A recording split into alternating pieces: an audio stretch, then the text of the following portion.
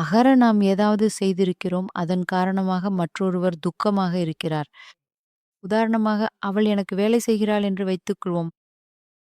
சரி. அவ நல்லா செயல்படல இல்லையா?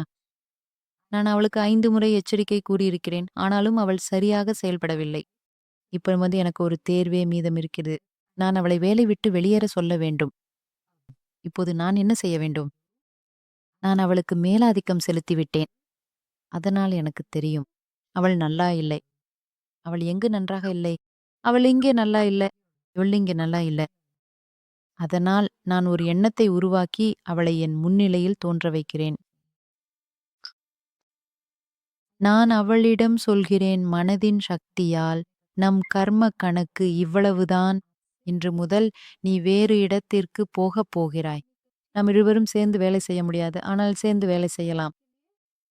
எந்தவிதமான மன வருத்தமும் உருவாக்க தேவையில்லை. அதனால் நான் அவளிடம் பேசுகிறேன். என் மனதின் சக்தியால் அவளுக்கு அன்பை ஒளிரச் செய்கிறேன். ஏனெனில் அது அவளிடம் சென்றடையும் என்று எனக்குத் தெரியும்.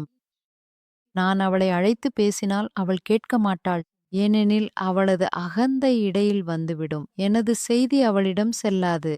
ஆனால் யாரிடமும் தொடர்பு கொள்ள மிக எளிய வழி. அவர்களை உங்கள் முன்னிலையில் தோன்ற வைக்க வேண்டும்.